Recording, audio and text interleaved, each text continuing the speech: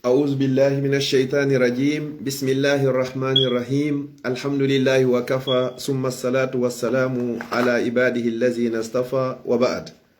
السلام عليكم ورحمة الله وبركاته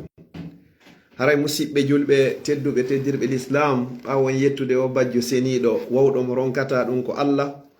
juulay ɓurnaɗo tagi fongon sallllahu alayhi wa sallam kanko e ɓeygure makko nden fo e sahabaɓe makko e kala wonɗo e lawol ɓeɗo yo Allah waɗu en e maɓɓe yo Allah waɗu en huruɓe wata waɗu en ñallirɓe ya rabbal alamin haray musidɓe julɓe tedduɓe inchallahu hande kadi en fottika page meɗen Facebook lawol kisal ɗo fi alluwal meɗen suumaye inchallah wowugal ngal ñande be ñande ila suumaye on fuɗɗi yo Allah waɗu en horuɓe wata waɗu en ñallirɓe yo Allah jaɓan en sadakaji ko itta kon fop yo Allah jaɓa en ko naafa e ko muuɗa e ko hoora e ko zakka e ko hajja ya rabbal alamin jaɓanamo kadi mo be ya rabbal alamin haray inchallahu hande ko andintinten ɗo ko toɓɓere wotere ma toɓɓe ɗiɗi ɗe juutata ma no gasa juutayɗe kadi haray ado en natande ɗen toɓɓe ɗon taw inchallahu musidɓe julɓe tedduɓe miɗo toro Allah o ɓantuɗo kammuli weƴƴiti leyɗele tagilan tagi on fof miɗo toro Allah nawnuɓe ɓen fof ma nawniraɓe ɓen fop yo Allah on okkorɓe cellal en toriki Allah o ɓantuɗo kammuli weƴƴiti ɗe leyɗele tagi bani adama tagi yiite tagi aljanna tawa ko waɗo kala ko o faala kala jogiiɓe andeji e sohlaji ɗin fop ko Allah wawi ittude Allah men torike ma ittanɓe ya rabbal alamin en torori Allah inde makko ɗen fo e inde makko ɓurde mawde nden ismullahi l azam tawata ko petti woni ko andi nde musidɓe meɗen maporɓe kaydiji yo Allah okkor on kaydiji wonduɗi nafa e barki en toriki Allah subhanahu wa ta'ala e nder ndu lewru suumaye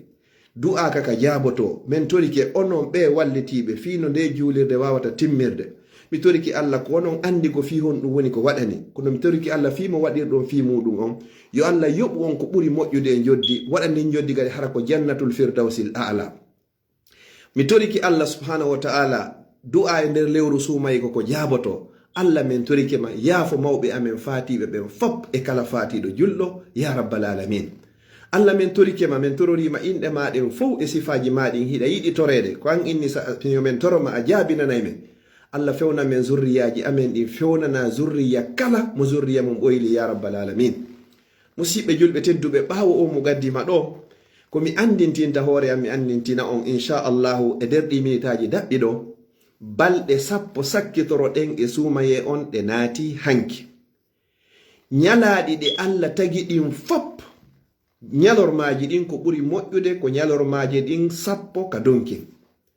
jemmaji ko Allah tagi kon fop ko ɗi jemmaji 10 ɗo sakkitoro ka suumaye ɗo ɓuri e moƴƴude koye nder ɗiɗo noon ñalaande ɓurde moƴƴude nden woni wiyeteɗon jemma laylatul gadre tawata si a rewi Allah e on jemma ɗon Allah hawrindinima e makko baraji ma hino ɓuri rewɗo Allah e nder duuɓi 83 subhanallah sa hawrodiri mum ko honto non ɗum ɗo heɓoto ko e nder suumaye on tentini honto kadi e ɗe balɗe 10 sakkitore ɗo kadi ɗe natuɗen e muɗum ɗo fuɗɗiɗe ɗen hanki yo Allah taw hara en hawrodiri e jemma on ma yo Allah hawrindin en e jemma on ɗo yo suumaye on lannude musidɓe julɓe tedduɓe no woodi du'a uji tawata ɗin ɗon Allah innari en torotun o tindin en ko honno tororten no goɗɗo tororanta yumma makko e baaben makko Allah yeetima ya toranoɓe ya du'anoɓe ha gayna o inni kadi ko ni du'orta kadi hakke ko tawata no hitti o inni wa qur rabbirhamhuma wi'u ko o yamir en Allah mi torike ma yurme nene e baaba kama rabbayani sahira wano ɓe ne'irnolam ɓe yurmiralan fewno mi wonno bobo ɗo Allah tindin en ɗiɗaɓum ɗum kadi ndo goɗɗo du'oranto ɓiɓɓe muɗum ɓen kadi e fi yettugol nemaji ɗin kadi e mawɓe ɓen kadi ɗon kadi o tindin en o inni wa rabbi awzi'ni an ashkura ni'mataka allati an'amta alayya wa ala walidayya wa an a'mala salihan tarda wa aslih li fi zurriyati moƴƴinanan kadi ɓiɓɓe am ɓen kadi e hoore laawol peewal Allah men toriki ma fewna men zuriyaji amen ɗin Allah hay hunde men wawa Allah kala mo fewnuɗa o fewi Allah kadi kala mo ɓoyluɗa haray ala wawɗo mo fewnde Allah fewnu men tabintina men fewnana men kadi zurriyaji amen ni ɓiɓɓe amen ɓen e hoore laawol l'islam o dendangal kala julɗo kala feƴƴinoɗo nde yewtere ɗo yo Allah few ñammo zurriya makko ya rabbal alamin. joni noon ka wonnen arde yewtere nden ɗe balɗe sappo sakkitore ɗo nene meɗen Aisha yumma meɗen nene Aisha sonna nelaɗo sallallahu alayhi wa sallam. iɗon andi nene Aisha ko geɗal Seydina Aboubacre ni Siddiq radiyallahu anhu jatigijo nelaɗo. nene Aisha ko oɗo tun woni ko nelaɗo on jombi tawata ko jiwo ko lutti ko ɓe luttuɓen fop ɓe nelaɗo jombi ɓen hari ɓe seedama. woɓɓe seedama nde wotere woɓɓe seedama laabi ɗiɗi si nelaɗo sallallahu alayhi wa sallam jombiti ɓe. nelaɗo jombi ha telen 12 haray noon annabaɓe ɓen e nelaɓe ɓen kamɓe hiɓe wawi jombugol yeru kala ko ɓe faala. amma noon enen wonayo ɓuri nayo tawtidir. hiɗa wawi jombude buyi kono tawtidirgol ngol haray nayo ɓe ɓuruɓe nayo. ɗa wawi noon jombude nayo accita jombita kadi accita jombita accita ɗum na ella kono nayo on nde wotere nayo ɓurɗon. joni noon nene Aisha ɓeɗo ɓay nelaɗo yetiki ɓe moƴƴere ko woni e nder ɗe balɗe sappo sakkitore ɗo. on say nene Aisha maki ya rasulallah kayyo nelaɗo Allah sallallahu alayhi wa alihi wa sahbihi wa sallam ene si balɗe sappo sakkitoro ɗen ka sumaye si tawi ɗe tawilan Allah tawnilan ene ko honɗum mi hani wowlugol e ɗe ko honɗum mi hani waɗugol e ɗe. landal labangal kamɓe ko mapinoɓe ko fi lakara ko mapinoɓe ko fi kaɓe tawoya Allah na fi darnugol cuuɗi na fi hebbingol compte ji na waɗugol sortie d'usine ji na waɗugol duplex ji na waɗugol ferme ji na sodugol hectare ji wallina mino mari nokkel kaari no mari nokkel kaari no mari nokkel kaari ko ɓe faala ɗi hectare ji e otoji e duplex ji kaka aljanna. ndaare sonnaji on ko landi ko oɗo noon fewno nelaɗo sallallahu alayhi wa sallam fatoto hari ko jiwon kadi par ce que ko 18 tan o jogino duuɓi 17 fewno nelaɗo jombimo hari ko moyende 10 ans ɓe wondi o nelaɗo faati accimo mari duuɓi 17 kono ko mapinnomo ko fi lakara ko oɗo noon nelaɗo sallallahu alayhi wa sallam maaki malgré ko paykun ka duuɓi ɓeyni o ƴette feccere diina moɗon kam fof e juuɗe Aisha radiyallahu taala anha wa ardaha ummul muminin geɗal Seydina Aboubacre ni Siddiq. ko oɗo nelaɗo sallallahu alayhi wa sallam goɗɗo arino landi ene yimɓe ɓen fof komo ɓurɗa yidde. nelaɗo sallallahu alayhi wa sallam maaki wo ko Aisha on say o ini won si tawi noon haranaka rewɓe o haray ko baben makko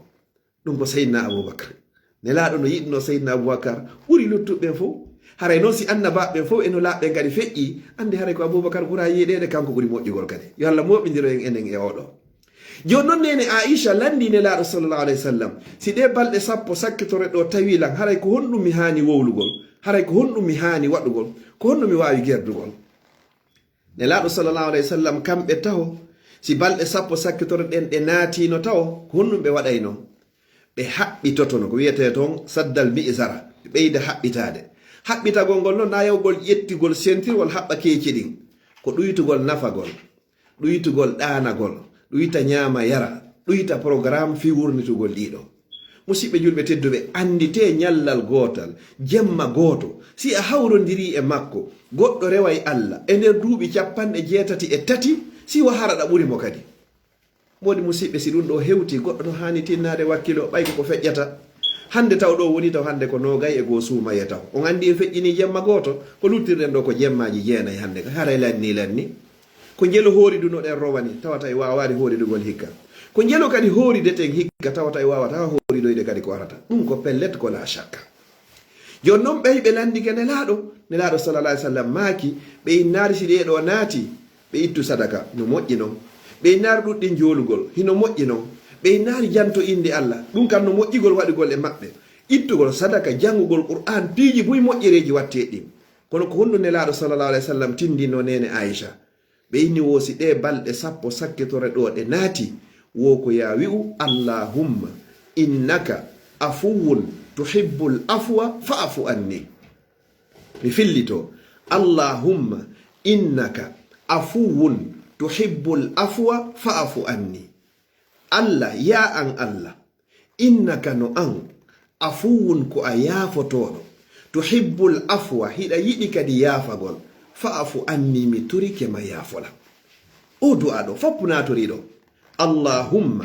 innaka afuwun tuhibbul afwa fa'fu anni. allahumma ya an Allah innaka no an afuwun ko a yafotoɗo tuhibbul afwa hiɗa yiɗi yafagol kadi fa'fu anni mi torike ma yafolan Allah mi torike ma yafolan yafoɗa kala feƴƴinoyɗo nde yewtere ɗo goɗɗo yi'oyno naftore ya rabbal alamin o du'a ɗo yo ɗum ɗo woni hande kadi gimol mangol e ɗi balɗe ɗo ha ñande juula foti hiɗa salligi hiɗa yaade ka hawre laawol foti a juulay woni foti ko jemma foti ko ñalorma ɗiɗo alhaali ma on fof sa sujji ka leydi waɗu ɗi ka tawi ado a salminde waɗu ɗi siɗa julde chafe witre waɗu ɗi si tawiɗa julde waktuji farilla ɗi waɗu o du'a allahumma innaka afuwun tuhibbul afwa fa'fu anni allahumma ya an allah innaka no an afuwun ko a yafotoɗo tuhibbul afwa hiɗa yiɗi yafagol fa'fu anni mi torike ma yafo men yafolam jon noon si tawi ko imamo hara o julnayi woni ka chafe witre ko innata allahumma innaka afuwun tuhibbul afwa fa'fu anna yafo men musidɓe julɓe tedduɓe ko an yo wannoɗo jeeno jeenidi e rewɓe janana fewto allah toroɗa allah yo allah yafoma ko an yo musidɗo julɗo tedduɗo yarunoɗo beere fewto allah toroɗa allah allah mo yiɗi yafagol o yafotoma ko an yo musidɗo julɗo tedduɗo wowluɗo ko wowli o ko hana wowlede e ko hanaka wowlede allah no yiɗi yafagol o inni kadi ya ɗaɓɓirmo yafagol o yafotoma fewte mo toroɗenmo yo yafo en musidɓe julɓe tedduɓe ko an janfiɗo ɓeygu mum ma an janfiɗo modima fewto allah toroɗa allah yo allah ho yafoma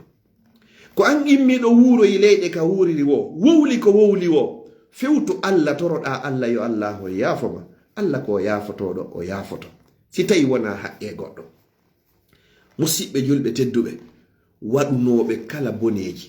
no ɗi wa'iri wo no ɗi wa'iri sumaye on hewti hande kadi sheytaneji fof kolmbama dumbama dambuɗe aljanna fof sottama dambuɗe yiide fof sokama fi falaɓe natugol yo naatu allah rinɗina e ñande be ñande guluje ko andi fotata wo ko kanko hara ko naatoyenoɓe yiite o watta ɓe naata ɓe aljanna yo allah waɗu en naata ɓe aljanna yo allah taw hara ɓalli meɗen harmani naatoygol yiite jahannama wata allah waɗu geɓal yiite jahannama e ɓalli meɗen enen e mawɓe men wuruɓe fatiɓe musidɓe julɓe tedduɓe hiɗa yiɗi ɗe balɗe ɗo yaha hara a yafaka hiɗa yiɗi sabu ɗoygol sabu mbeleɗe sabu aduna nanga e ɗoyɗi ha ɗe balɗe ɗo sappo feƴƴa hara a rewari allah e ɗe kala mo suumaye ari ha tawi yehi tawi himo luttidi e bakkatu nelaɗo sallallahu alayhi wa sallam ɓe torino allah jibril ammini nelaɗo ammini jibril ammini allah subhanahu wa taala ɓe fof maɓɓe ɓe ammini enen kadi en amminay juumaye ara tawama ha o yaha haraɗa luttidi e bakkatu a yafaka woyi o lutto ka yiide jahannama jibril wi amin nelaɗo sallallahu alayhi wa sallam gamaki amin yo allah dandu en tawede ɓeɗo moƴƴereji ko watte kon e nder ndu lewru tentiniɗe e balɗe ɗo kontotako eto waɗa haysi ko gotum wakkilo naafa ɓaawo imamu on immoɗa jemma kadi wurnitaɗi hay sai ko darɗe ɗiɗi itta sadaka janga qur'ana waɗa astaghfirullah juula e nelaɗo sallallahu alayhi wa sallam waɗa zicre wirduji ɗin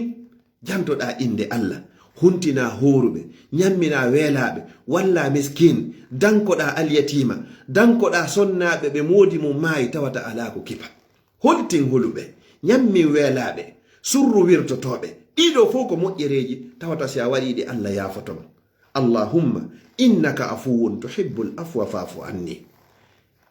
ko ayyo musidɗo julɗo tedduɗo immiɗo ari leyɗe porto kala ka yaruɗa ukkodiri e porto waɗi ko waɗi wo hande a ninsi fewto allah inna allah hiɗa yiɗi yafagol mi torike ma yafala mi ninsi komi waɗanno kon komi waɗanno hari ko fino mi heɓira meilleur vie komi waɗirno hari ko fiyo mi waɗa heɓu kaydi joni mi heɓi kaydi allah mi torike ma yafola yaltinan e ɗin hande kan non holla allah a ninsi allah o yafotoma a arino leyɗe porto a ukkino ka a juulatano a horatano golle ma hari ko yarugol beere a waɗi ɗiɗo fof allah wararima on say ha hande hewtanima inno allah mi hersima mi ninsi komi waɗanno allahumma innaka afuwun tuhibbul afwa fa'fu anni allah mi torike ma yafolan allah yafotoma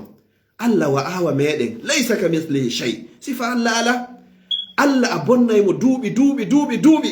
ñande go tun ninsa waɗa ka ɓernde maga pellette a ninsi ko laaɓi pos inna yo accane o accanama o wattanama kadi ɗin boneji ɗi waɗɗa ɗon gadi fap moƴƴere ko ɗo wiyete Allah kanko sa acciti toragol mo o seytinayi amma non bani adama ko sa torike mo ñande ɓe o seytina musidɓe julɓe tedduɓe ka angal juutingol bakkatuji meɗen ɗin fop hollen ɗi Allah ko yafotoɗo o wattana en ɗin ɗon kadi fop moƴƴi mi toriki Allah kala marɓe bakkatu ɗi janɗi ɗi fanɗi ɗi suuɗi ɗi feeñi yo Allah yaafo mi toriki Allah subhanahu wa ta'ala kala marɓe andeji yo Allah ittan ɓe andeji ɗin mi toriki Allah subhanahu wa ta'ala onon ɓe wonɓe wallitade feeni juulirde meɗen laaken masjidu ibadur rahman yo Allah lontinan on milliarji mi toriki Allah yo Allah on dando on ñaw e ñawrede yo Allah on dando on ande ko foppu ande ko onon andi ko faala ko Allah andi ko moƴƴani yo Allah okko on ko moƴƴani on adna e laakara mi toriki Allah subhanahu wa ta'ala wata suuma yo yahu sina hara yaadi e dendangal bakkatuji moɗon hara en fop meɗen en rinɗinama enen e mawɓe men natugol yiite jahannama mi toriki subhanahu wa ta'ala ko kanko woni moƴƴo ko kanko woni yafotoɗo yo Allah on yafola yaafo en haray du'a on hara en yejjitarimo allahumma innaka afuwun tuhibbul afwa fa'fu anni ko nelaɗo sallallahu alayhi wa sallam tindini oɗo sonna maɓɓe yumma meɗen nene Aisha ko du'a hittuɗo wonɗo très important hunjo oɗo waɗa o ka sujjuɗa ɗon wakkiloɗa ha wulla holla Allah andema hollamo makundema hollamo ko ɓittiɗa ko kanko petti wawi ittugol sa toriki goɗɗo du'a koyo fewtu Allah non fewndo mo fewti e meɗen himo udditi aljannaji ɗin himo fermi yiite ɗen himo kolbi sheytanoji ɗin fi yen fewtu fi ene windanoɓe naata yiite ko windano naata yiite yo itte ton naata ɓe aljanna yo Allah waɗo e natoɓe aljanna ko haray ko wonno ɗo ko musidɗo moɗon Abdallah Diallo Bruxelles on weltanama on jarnama on sannama partager vidéo on fiyon kafide e moƴƴere nden foppo inchallahu kala feƴƴinɗo nde ɗo haray ɗen fota baraji ɗin ka Allah subhanahu wa ta'ala yo allahu malnu en yo wurno en koye julɓe o ƴettita en koye gomɗinɓe haray inchallahu e dimanche faƴƴi janggo ko yewteten ɗo ko fi zakka on ande dey zakka on ko be o itte si wona ɗum ko nin jawdi ma lettirtoyoteɗa yawmal qiyama haray inchallahu en jango si tawi jon jango jaɓi e dimanche on haray fi zakka on wassalamu aleykum wa rahmatullahi wa barakatuh